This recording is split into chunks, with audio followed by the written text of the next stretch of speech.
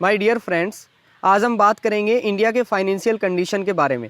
भारत की इंडिया की financial condition कितनी ख़राब है, आप इस बात से आइडिया लगा सकते हैं कि इंडिया की जीडीपी क्वार्टरली ग्रोथ रेट रही -23.9%, जो कि एक रिकॉर्ड है।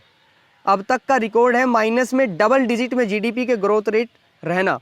इस बात से आइडिया लगता है कि इंडिया की हालत कितनी ख़राब है। भारत में महंगाई दिन पे दिन बढ़ती जा रही है, बेरोज़गारी बढ़ती जा रही है, किसान आत्महत्या कर रहे हैं। इस कंडीशन में भी भारत की सरकार की पॉलिसी सही नहीं है। भारत के प्राइम मिनिस्टर खिलौना बेचने की बात करते हैं, खिलौना इंडस्ट्री को बढ़ाने की बात करते हैं, जबकि कोरोना एक वर्स्ट कंडीशन में पहुंच चुका है।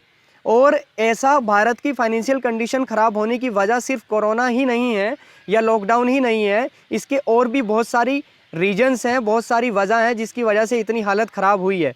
एक रीज़न आप मान सकते हैं और ऐसा फाइनेंशियल एक्सपर्ट भी मानते हैं,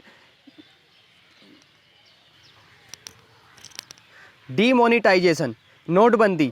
नोटबंदी एक बिना सोचा समझा गया फैसला था जिसकी वजह से पूरे देश का इकोनॉमिक सिस्टम तबाह हो गया, बैंकिंग सिस्टम तबाह हो गया।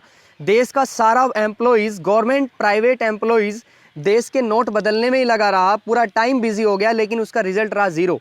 जिन लोगों के पास मनी था, जिनके लोगों के पास पैसे थे, वो अपने पैसे चेंज कराने में कामयाब रहे और ब्लैक मनी को इंडियन गवर्नमेंट पकड़ नहीं पाई और उसने पूरा सिस्टम को तबाह और बर्बाद कर दिया। एक सेकंड रीज़न रहा जीएसटी। जीएसटी एक ऐसा फैसला था भारत सरकार का जो कि बिना किसी प्लानिंग के तहत और सही टर्म्स एंड कंडीशंस के अप्लाई किए बिना उसको लागू किया गया। राहुल गांधी बार बार उसमें इम्प्लीमेंटेशन की बात करते रहे, मनमोहन सिंह, पी चिदम्बरम, बहुत सारे फाइनेंशियल एक्सपर्ट थे जिन्होंने इसमें बहुत इम्प्लीमेंटेशन और चेंज की बात की, लेकिन जीएसटी कभी चेंज नहीं किया गया। जीएसटी को एक बिना सोचे समझे, बिना किसी प्लानिंग स्ट्रेटजी के अप्लाई किया गया और उससे भी भारत की इकोनॉमिक ग्रोथ रेट ख़त्म होती चली गई। इसके अलावा रहे बैंक फ्रॉड्स। बैंक में लगातार फ्रॉड पे फ्रॉड होते रहे, बैंकिंग सिस्टम उससे कमज़ोर होता गया। भारत की सरकार के पास जो आरबीआई के पास जो पैसा था वो धीरे धीरे वो गलत लोगों के हाथों में चला गया। और भी कई कंडीशन रही जिसकी वजह से भारत सरकार की जो पॉलिसीज़ हैं, फाइनेंशियल कंडीशन को चेंज करने के लिए जो पॉलिसीज़ हैं वो सही नहीं रही और उस पर सरकार ने ध्यान नहीं दिया। सरकार का पूरा फोकस चुनाव जीतने पर लगा रहा। सत्ता को कैसे हासिल किया जाए या हम सत्ता में कैसे बने रहें, इस बात पे पूरी सरकार बिजी रही। सरकार की पूरी मशीनरी सिस्टम, सारे एम्प्लॉयज़ इसी बात में बिजी रहे कि सत्ता को कैसे बचाया जाए और पावर में कैसे बना रहा जाए। इसके अलावा होना क्या चाहिए था कि जो भारत के फाइनेंशियल या वर्ल्ड के फाइनेंशियल एक्सपर्ट थे उनसे राय ली जाती, उनके सलाह मशवरे के तहत, प्लानिंग के तहत, स्ट्रेटजी के तहत काम किया जाता, रूल्स एंड रेगुलेशंस बनाए जाते, टर्म्स एंड कंडीशंस बनाई जाती और देश के लोगों को यूनाइटेड करने के लिए भारत सरकार की पॉलिसीज़ होनी चाहिए थी। जबकि भारत सरकार की पॉलिसीज़ रही चुनाव जीतने की, इलेक्शन जीतने की।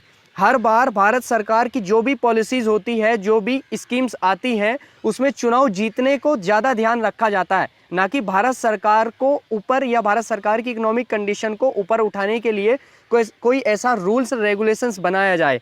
चुनाव जीतना या देश को बढ़ाना दोनों अलग अलग बातें हैं।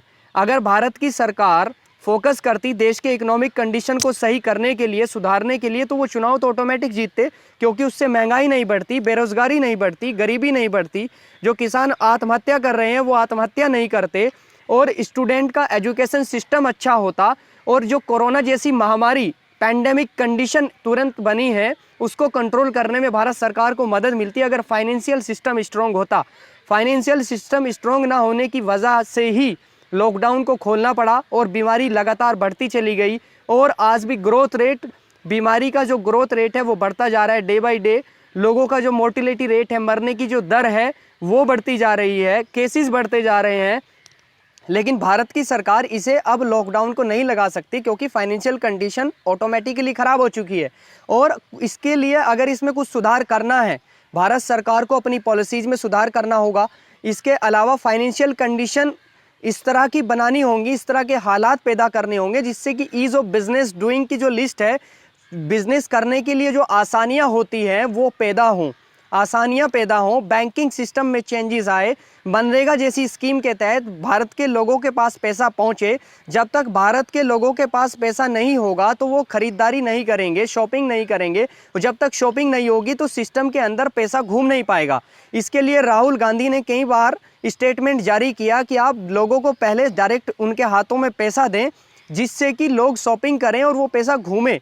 सरकार का जो सिस्टम है, जो फाइनेंशियल कंडीशन है, वो पैसा घूम करके सरकार के पास ही वापस टैक्स की फॉर्म में आ जाता है। लेकिन पहले जनता को पैसा देना पड़ता है। जब मार्केट से पैसा गायब हो जाता है तो सरकार की जिम्मेदारी बनती है कि कुछ इस तरह का बेल आउट पैकेज जारी हो, जिससे कि देश के लोगों के पास, देश के लोगों के हाथ में पैसे पहुंचे और वो शॉपिंग के जरिए या टैक्स के रूप में या ऑयल इंडस्ट्री के रूप में सरकार के पास वापस आ जाते हैं। सरकार के पास बहुत पॉइंट्स होते हैं जिसके बेस पे वो पैसे कमा सकती है, अपना रेवेन्यू जनरेट कर सकती है, टैक्सेस बढ़ा सकती है। लेकिन जिस तरह के हालात हैं, जब तक सरकार देश के लोगों के हाथ में डायरेक्टली पैसा नहीं देगी, ऐसा फाइनेंशियल एक्सपर्ट भी मानते हैं, तब तक मार्केट ग्रो नहीं कर पाएगा। मार्केट लगातार डाउन होता चला जाएगा। जनता के हाथ में सरकार को पैसे देने होंगे और बहुत सारी पॉलिसीज इस तरह की बनानी पड़ेंगी, ना कि चुनाव जीतने के लिए सिर्फ देश के लोगों को यूनाइटेड किया जाए। उनके लिए ऐसी पॉलिसीज, ऐसा एजुकेशन सेक्टर पैदा किया जाए जिससे कि देश में एक एम्प्लॉयमेंट की रेट बढ़ सके, अनएम्प्लॉयमेंट ख़त्म हो सके, बेरोज़गारी ख़त्म हो सके, महंगाई ख़त्म हो सके। और इस तरह की स्कीम्स अगर सरकार लेकर के आएगी तो देश का इकोनॉमिक सिस्टम चेंज हो जाएगा। Please like and subscribe if you want to like it. Thank you.